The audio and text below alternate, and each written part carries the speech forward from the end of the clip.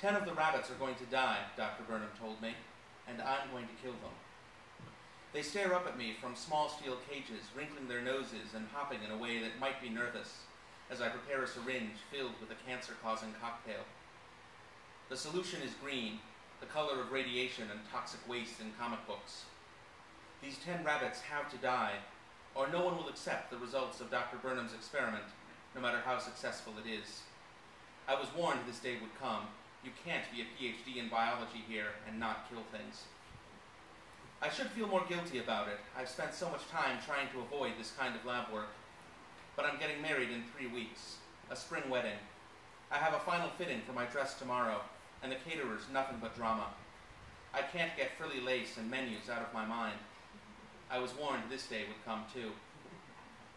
I will also inject the next 10 rabbits down the line, but I can fight to save them, up to a point. The experiment is a success if they live and their cancers die. I call them the Roulette rabbits. The first 10, obviously, I call my death bunnies. Since I'll be going on my honeymoon midway through the experiment, I might not even see how they turn out. Dr. Burnham objected strongly, but I told him if he doesn't like it, he can always graduate me. He's been nitpicking my thesis for 2 years to keep me here to run his lab. I qualify for science grants aimed at women and minorities. He loses me just as much if I'm fired as if I matriculate, so he agreed to let me go for my wedding.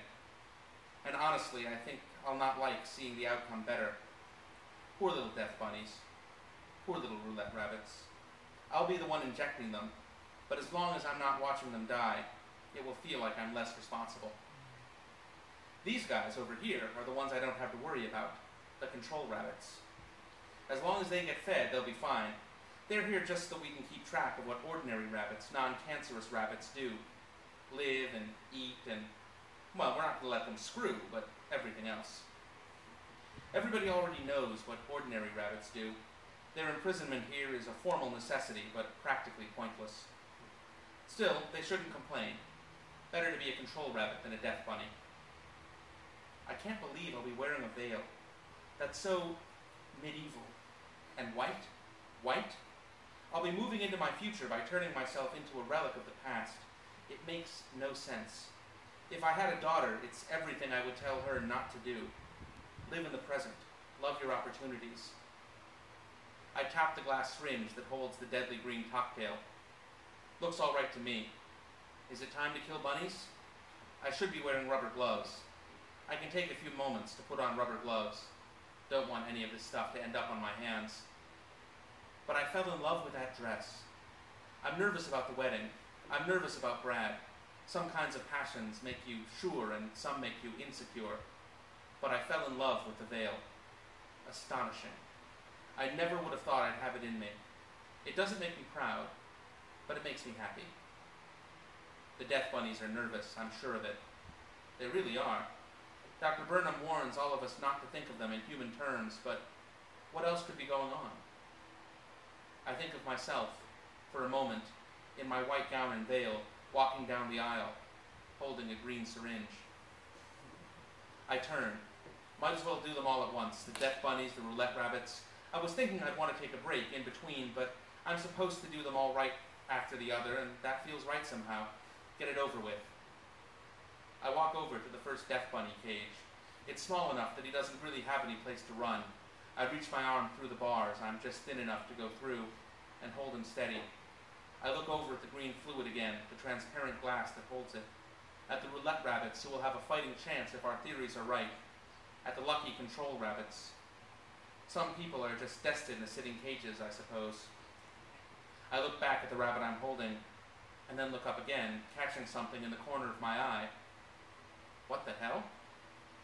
I put the syringe down carefully. I walk over to the corner of the room where the control rabbits live. I look down in their cages. One of them's not moving. At all. I reach into the cage. I stroke it. I pet it. I poke it. I try to feel for a pulse. How do you feel for a bunny's pulse? It's not breathing. I step back. Once. Twice. This isn't supposed to... How did it... I reach into my pocket and pull out my cell phone. His number's second on my contacts, after Dr. Burnham's. On 3 rings, he picks up the phone. Brad, I say before he can speak, is everything all right? What? Is everything... Are you okay? Yeah. Why? He starts to get worried. Did something happen? What? No. I look at the control rabbit's cage. Not really. Is it... His voice gets more serious and more worried. Wedding stuff? What? That had been the furthest thing from my mind, for once. No, it's not, You're okay, though. Yeah, I'm fine. Not talking to me on your cell phone in traffic. He laughs. I just got out of a meeting and was getting some coffee. What's going on? Really nothing. I look away from the dead rabbit. Natural causes? Is that possible? Does that even happen? That's not supposed to happen. It will throw the whole curve off. We're supposed to decide who lives and dies. Are you there? Brad asks. Yeah, I'm here. I'm very much here.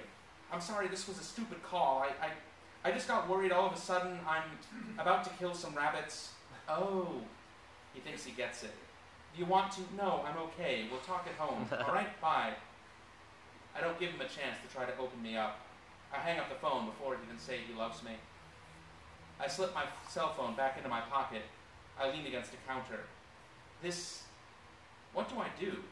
Technically, the rabbit died before the experiment began. Maybe if I don't inject them now, Dr. Burnham can get a replacement. One who does what he's supposed to. His life expectancy was a solid 2 years. If it's not that easy, this could throw the whole project off. That rabbit was healthy. He was supposed to live. I wonder if I'll have to start over again after I get back from my honeymoon. I see myself, in my white dress and veil, walking down the aisle, holding its little white body.